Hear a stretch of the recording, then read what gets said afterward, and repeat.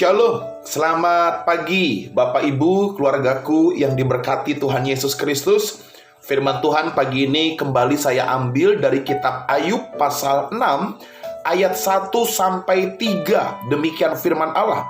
Lalu Ayub menjawab, hendaklah kiranya kekesalan hatiku ditimbang dan kemalanganku ditaruh bersama-sama di atas neraca. Maka beratnya akan melebihi pasir di laut. Oleh sebab itu tergesa-gesalah perkataanku. Bapak Ibu, firman Tuhan hari ini saya beri judul perkataan yang tergesa-gesa. Saudara, kemarin saya membahas mengenai kuasa perkataan, di mana kita diajar sebagai anak-anak Tuhan untuk mengatur dan menjaga perkataan kita supaya perkataan kita menjadi berkat bagi sesama.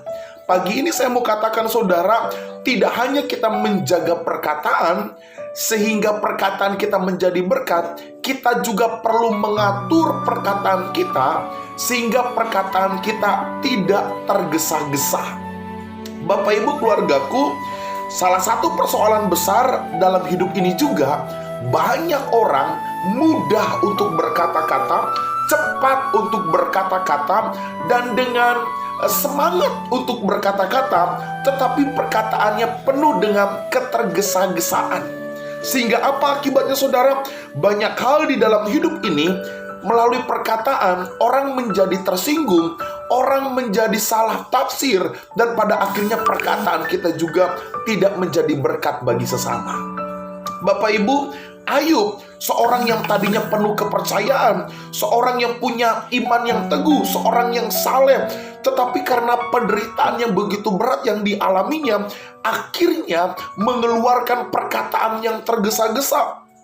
Jika kita perhatikan ayat-ayat selanjutnya, saudara, Ayub begitu mudah mengucapkan suatu perkataan yang tidak membangun, suatu perkataan yang kosong, yang tidak ada artinya.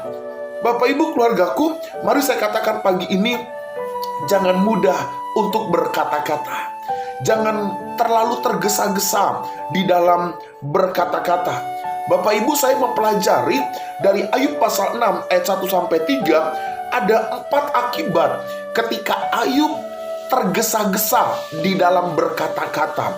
Yang pertama saudara, perkataan yang tergesa-gesa maka dapat salah ditafsirkan orang. Mungkin hatimu punya hati yang baik dalam mengucapkan sesuatu.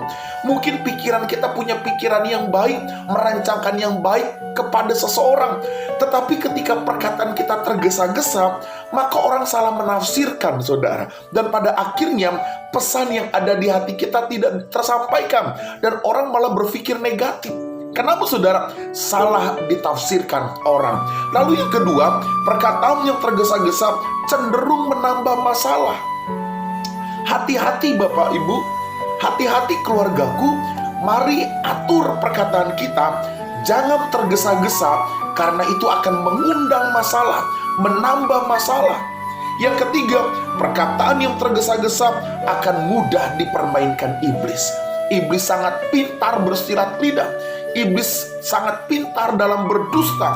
Dia bisa menjadikan perkataan yang tergesa-gesa yang kita ucapkan itu menjadi senjata dia untuk mempermainkan kita. Yang keempat saudara, perkataan yang tergesa-gesa adalah awal dari keributan. Haleluya. Bukankah anak-anak Tuhan harus membawa damai Bapak Ibu? Ada amin. Bukankah kita hadir di tengah masyarakat untuk membawa keharmonisan dan kedamaian? Amin. Tapi hati-hati saudaraku, dengan perkataan kita yang tergesa-gesa tanpa hikmat alam, maka itu bisa membawa keributan. Pagi ini, dimanapun engkau berada, mari kembali saya tegaskan, atur, jaga perkataan kita. Jangan sampai perkataan kita tergesa-gesa. Biarlah hikmat Allah ada di atas kita semua. Shalom, Tuhan memberkati kita.